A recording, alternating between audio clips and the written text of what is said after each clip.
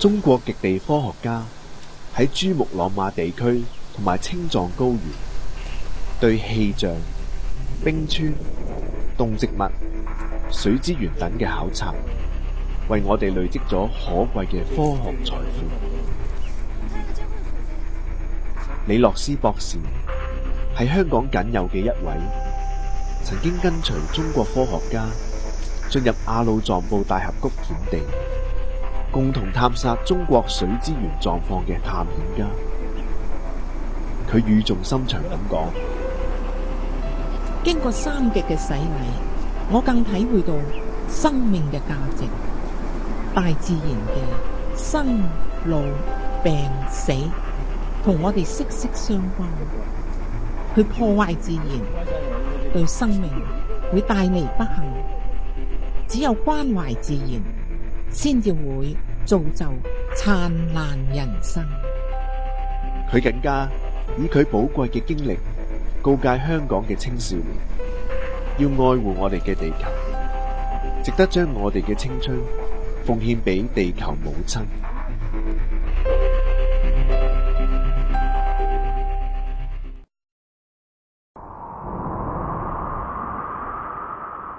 喺我哋心目中，美麗嘅香格里拉係一處富庶而美麗嘅世外桃源。喺中國西南地區嘅角落裏邊，係一塊瑰麗嘅處女寶地。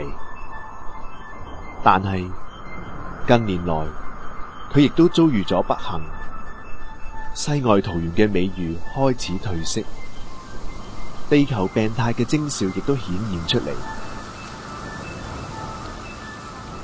中國西南其他地區病態越嚟越嚴重，水突然喺呢一片富庶嘅土地上消失咗，出現有氣象資料以嚟最嚴重嘅大旱，經濟損失達到200億人民幣以上，乾旱嘅程度可以話係100年來從未有過。過去青蔥嘅陸地，而家都變成龜裂嘅焦土，河川乾涸，大地面目全非，可以話係山河變色。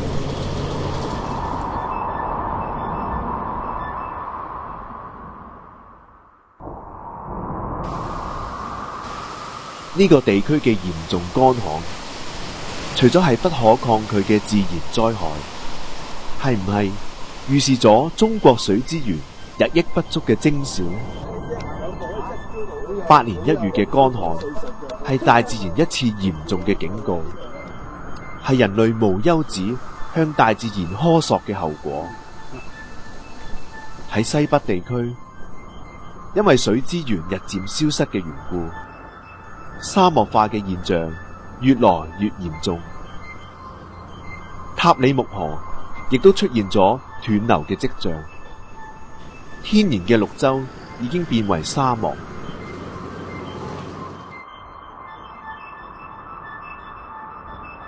茂盛耐旱嘅胡楊林，今日亦都變得枯萎片片。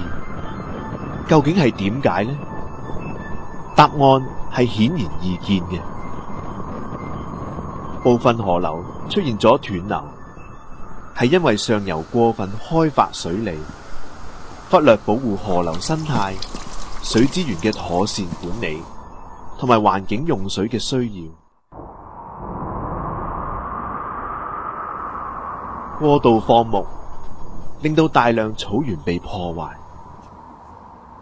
為咗現代發展而大量開發地下水，令土地乾旱枯竭，沙漠化嘅現象就越嚟越嚴重啦。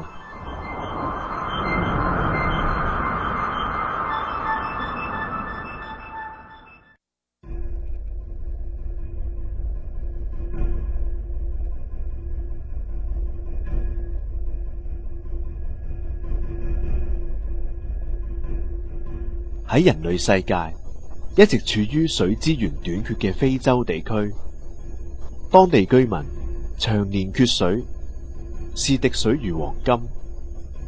嗰度嘅人經常長途跋涉，行幾公里路，只係為咗接載1桶食水。由於水源不足，水質唔衛生，非洲地區隨處可以見到瘧疾、患惡嘅皮膚病，以及因為無名病毒而死嘅平民。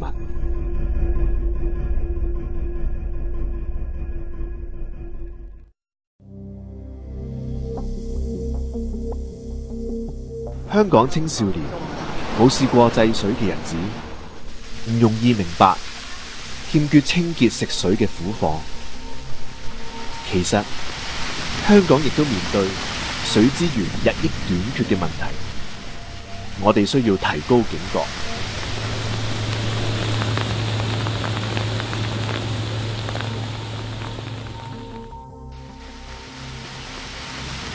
供應香港嘅水資源係東江流域。廣東近年嚟亦都面臨極端氣候，東江、西江、北江全部逐漸乾涸，連水庫嘅底部都出現咗乾裂嘅痕跡。供應香港嘅東江旱情日益嚴重，為保香港，只好調出廣東境內東江流域嘅三大水庫嘅蓄水。如果再唔得，只能依靠東江上游。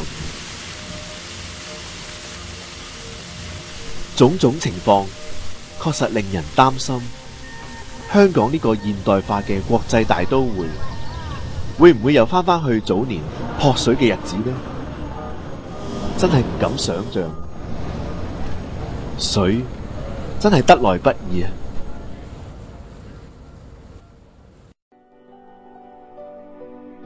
世界已經面臨呢個困境，中國已經面臨呢個困境，香港人喺呢個殘酷嘅現實面前，必須積極行動起嚟，保護地球，投身到綠色運動嘅行列，珍惜水資源。我哋要緊緊記住，飲水思源。